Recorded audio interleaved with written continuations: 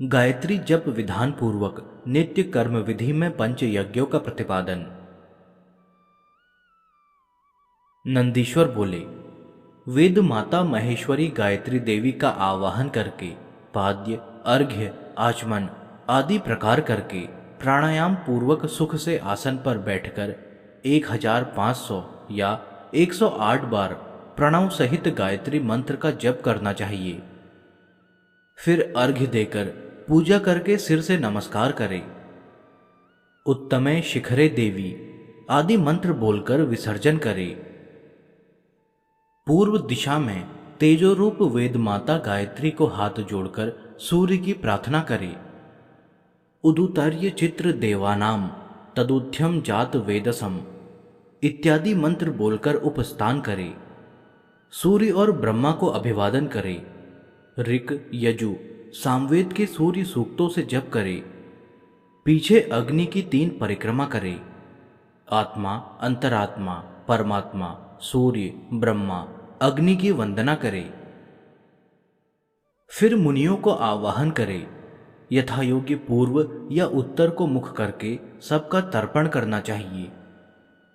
देवताओं का पुण्य के जल से, ऋषियों का कुशा के जल से, पितरों का तिल के जल से, गंधयुक्त तर्पण में यज्ञोपवीति, ऋषियों के में निवित्ति अर्थात कंठ जनेऊ और पितरों के में प्राचीनाविति अर्थात उल्टा जनेऊ धारण करें। देवों का अंगुली के अग्रभाग से तथा ऋषियों का कनिष्ठा अंगुली की जड़ से और पितरों का दाएं अंगूठे की जड़ से होकर जल छोड़ना चाहिए। देव यज्ञ, मनुष्य यज्ञ, भूत यज्ञ, पितृ यज्ञ और ब्रह्म यज्ञ, ये 5 प्रकार के कर्म ब्राह्मण को अवश्य करने चाहिए। हे ब्राह्मणों, अपनी अपनी वेद शाखाओं का अध्ययन करना ही ब्रह्म यज्ञ कहा गया है। अग्नि में हवन करना देव यज्ञ है। बलि देना, बलि वैश्व देव करना भूत यज्ञ है। अत्यंत आदरपूर्वक वेद पाठी ब्राह्मण को पत्नी सहित अन्न देना मनुष्य यज्ञ है। पितृश्वरों को उद्देश्य करके जो दिया जाए वह पितृ यज्ञ है। इन 5 महायज्ञों को करने से सभी सिद्धि प्राप्त होती हैं।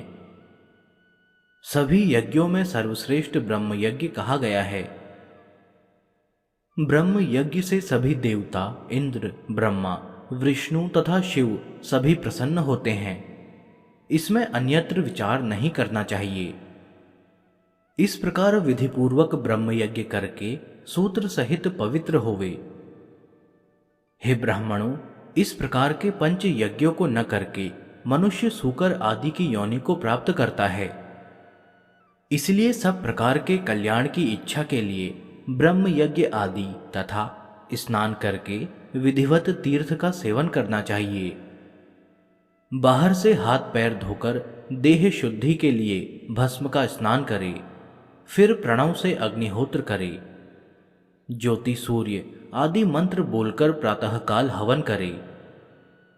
ज्योति ही अग्नि मंत्र से सायंकाल तथा प्रातःकाल भली प्रकार हवन करना चाहिए। ईशान से शिरोदेश को, मुख को तत्पुरुष से, हृदय को अघोर से, गुह्य स्थान को वामदेव से, पैरों को सह्य आदि से तथा संपूर्ण अंगों को ओम से अभिषेक करना चाहिए। तब पैरों को तथा हाथों को प्रक्षालन करे और देव को स्मरण करके भस्म लगावे। तब आयोहिष्ठादु आदि मंत्र से स्नान करके ऋग, यजु, सामवेद के शुभ मंत्रों को स्नान के मध्य में ब्राह्मणों के हितार्थ बोले। इस प्रकार संक्षेप में स्नान की इस विधि को करने वाला मनुष्य परम पद को प्राप्त करता है।